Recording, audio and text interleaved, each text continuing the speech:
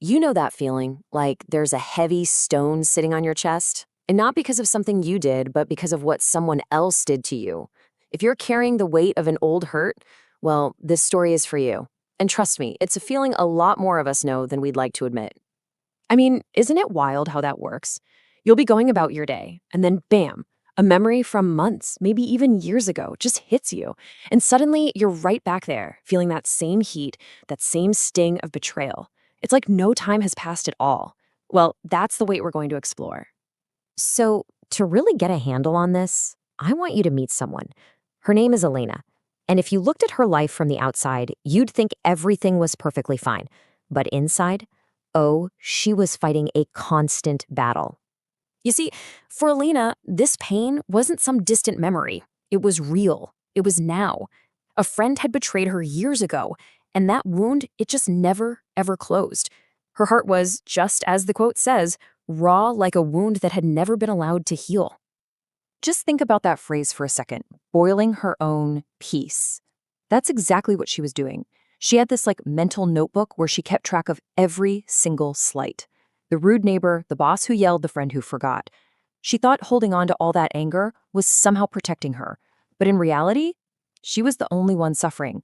The people she was so mad at, they were sleeping soundly. But then something had to give. She was just so tired. Tired of being angry. So she went looking for help, for an answer, for any way to finally find some peace. And that led her to a wise old gardener. And this, right here, is where everything starts to change. So she finds this man, Mr. Silas, a gardener known for his quiet wisdom, and she just lays it all out there.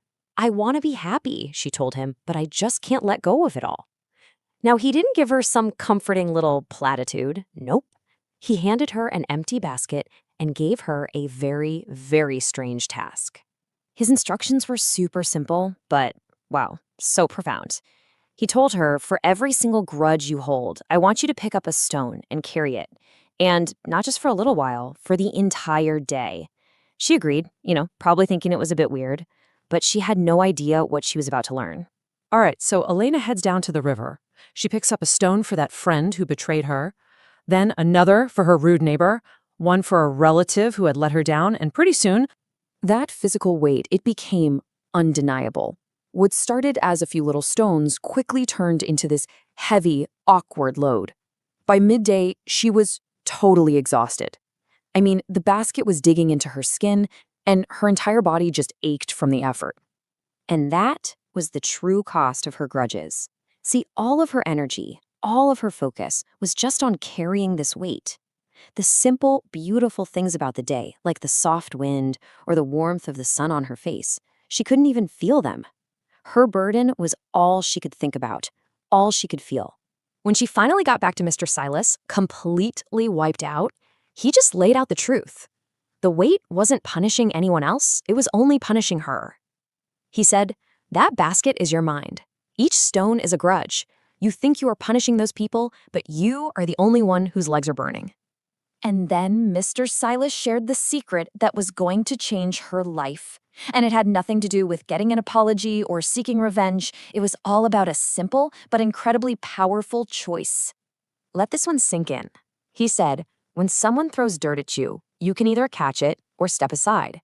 By holding on to a grudge, you have actively chosen to catch the dirt. You're choosing to hold on to their negativity. But you don't have to. You can simply choose to step aside. So think about it this way. Anger creates what he called panic in the mind. It clouds your judgment, and it makes you act in ways that just aren't you. But letting go, that creates space.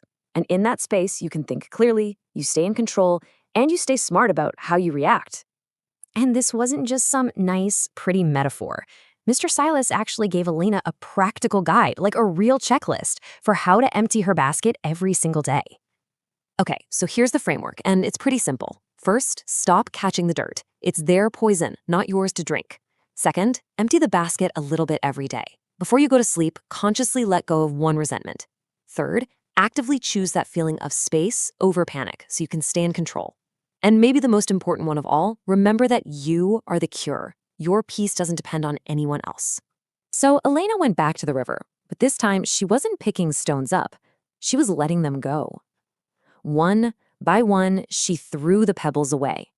And with every single splash, she could feel that heavy burden just dissolving. She was finally setting herself free. This became her new mantra. The next time a neighbor was unkind, she didn't clench her fists. She didn't shout back. She just kind of smiled to herself and remembered her choice. I won't catch the dirt today. She wasn't going to hold on to their negativity anymore. Because that's the thing, right? Peace doesn't come from the outside world. It's not about getting apologies or waiting for other people to change. It comes from that quiet conversation you have with your own heart, where you decide day after day to put down the basket and walk freely. So I'll leave you with this. What stones are you ready to let go of today?